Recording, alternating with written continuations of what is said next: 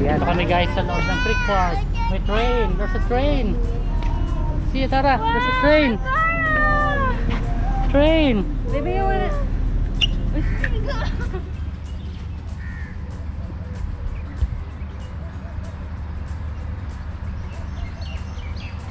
Welcome back sa aming YouTube channel. Nandito si Vanessa 7. Lubendino. So Yes. ngayon, ano muna tayo? Magbigay tayo ng information with regards sa Dubai Creek Park. Yes, Dubai Creek Park is located In Dubai! Very informative. Oo. Napaka-informative din, sis. So, anong meron dito sa Dubai, sis? Park!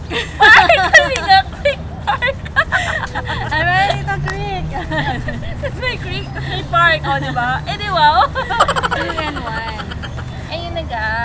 Ang kagandahan kasi dito, nagbibigay sila ng magandang atmosphere. Of course, meron tayong mga greeneries dito, yung mga puno. Kasi pag sinabi mong Dubai, parang iniisip nila Puro buildings na lang. buildings lang, Desert na ano lang, camels and all. pero hindi nila na-realize na, ay, may park din pala. And May ganito. madaming park. Mm. Pang ilang park na itong napuntahan namin. So, very friendly siya, lalo na sa mga kids. Yes. Kasi meron silang play area for Play free. Meron din kung gusto mo magbayad, meron doon sa nadaanan natin. Arcade. Tsaka, eto, gusto mong mag-emote, broken-hearted ka, doon ka sa park. Money. Ay, doon sa creek. Doon ka sa may water. Feel mo lang yung atmosphere and great view. Kung gusto I mo love the mag-photoshoot, diba? Ay, oo nga, ang ganda dito kasi yung greenery curve nila dito is nakakaganda. Oo. At nakaka-fresh. Fresh! Ganun. And yung mga puno kasi parang ang lakas makaibang bansa. So mamaya tatry natin mag-photoshoot sa iyo. Tingnan natin kung anong magiging effect ng Meron color. din ditong dolphinarium. Dito yung Ay, oo. matatagpuan. Meron sa loob natin ng malapit sa entrance. Oo.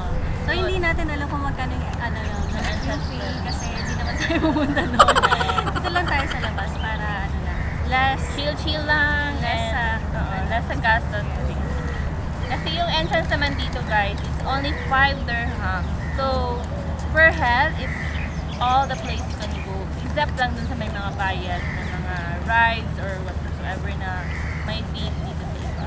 But all the more, ano lang, 5 dirhams lang. yes. Talagang sulit Ma-enjoy mo na sulit. yung place, yung ambience. Diba, ang ganda? Creation ng Lord. Diba? So, Mamaya mag-iikot tayo. Yes. Kasi parang merong mga area doon na may mga cactus. I'm not sure. Pero ganun? ito-try natin. Check natin. kasi ako naman, it's my 3rd time dito. Yung first time ko dito is yung nag-family day tayo ng church last 2 years. Kasi diba last year dito din ba? Hindi ata diba last year? Last year, It's different place dun sa... indoor na tayo. Oo, indoor. So, second time ko is yung surprise namin si Ate Hannah. So, Ate Hannah, shout out! She's in the Philippines right now. And then, yun na. Ito na yung 3rd time ko dito.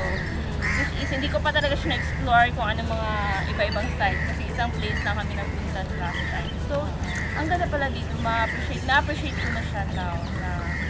Kasi nung pumunta ka dito may activity. Oo, focus lang sa activity. Busy. Ngayon, nandito para Mag-explore and relax na din. And makita yung iba-ibang... Dito din si JR nag-propose. Wow! Kaya naman pala memorable yung ano ninyo dito. Anniversary din no, ng church. Talaga? Sana may mahanap din ako dito forever. Hanapin natin yung forever na nasa 7. Let's go! Let's explore also na forever. Natatawa ko kay Atara kasi pag dito is, ano yung ginagawa nila dito? Okay. Puntahan natin yung creek ngayon para maipakita natin kung ano bang meron dyan sa creek park na yan. Para siyang opera house. Oo, ano yan? Parang, ano yan? Dubai Creek Hotel ba yan? Or golf course? Or mga ganyan, pag mayaman. Pwede pa maligo dito, sis? Hindi ata. Parang hindi pwedeng Hindi maligo. allow dito maligo. Ano lang, texture? Yes, ayun. Picture ka lang dito. Eto, kung gusto mo maka-feel ng white sand. Eto, naka-white sand siya. Okay lang.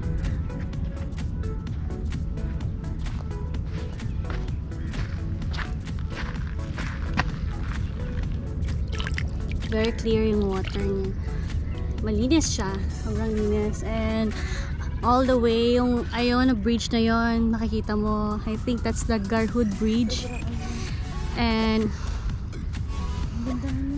meron para siyang opera. Yun ang Dubai Creek.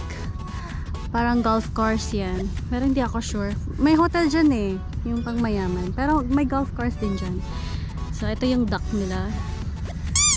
And, ayun. For 5 dirhams, ito yung makikita mo dito.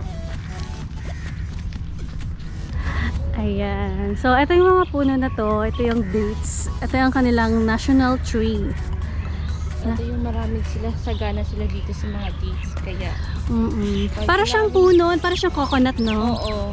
Akala ko nga dati coconut eh. May lubi pala dito, lubi. So, ayan. So, meron din tayo ditong area na sobrang ganda. Para siyang perfect spot for the wedding. Yung mga beach wedding. So, tingnan natin. Tara!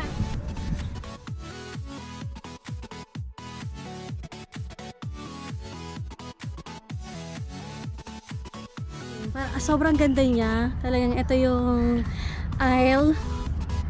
So, tapos ito yung sa gitna. Itong parang cottage siya. Diyan yung ceremony. So, grabe no? Ang ganda. So, meron ka ng beach wedding!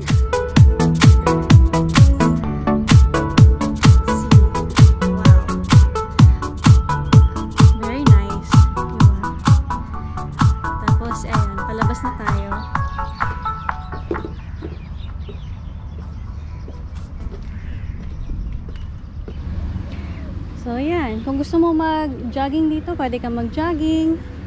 Oo nga, Gusto- kasi malawak yung ano niya. Oo, tsaka pwede dito mag-barbecue. Bawal ka lang mag-sisha. Bawal ka magdala ng sisha. And, since sobrang nakaka-relax dito. Ngayon, maganda yung panahon ngayon. Hindi sobrang init. Parang ang uulan. Sakto lang. Para makulimlim na.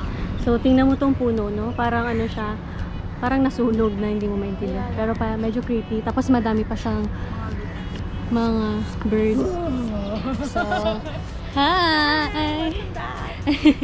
Si Yona sa 7. Oh, meron dito mga, ayan, may mga cottages Ito yung mga dito. upuan nila dito, guys. And may barbecue area. Pwede kayo mag... Oo. Bawal lang dito mag-barbecue ng pork, of course. Hindi dito. Oo, bawal yung pork dito. So, ayan. Ito yung spot for the barbecue, cottage number 3. So, pwede dito nag-held kasi dito ng mga ano, ng mga party. Kapag normal days, pag normal days, may nag-held dito ng wedding. Nag-held din dito ng wedding reception. So, ayan o. Very nice. So, gusto kong puntahan yung puno na medyo natumba na. Maganda yon effects for the photography. So, try natin kung makapag-picture tayo doon. So, ayun. 6:30 na. In fairness, 6:30 pero medyo maliwanag pa din. Kasi nga summer. Kapag ka-summer dito sa UAE, talaga mga 7, gano'n 7:30, medyo maliwanag pa. So, at least naging successful naman, I guess, yung aming pag-vlog dito sa loob. Pinaka-main reason namin kung bakit pumunta kami dito is for Athara, na makapag-park siya. Makapag-park kasi, And at the same time, nakapag-vlog na din kami. Mag-vlog. With Honessa 7, don't forget to subscribe! Subscribe! Thank you so much, guys!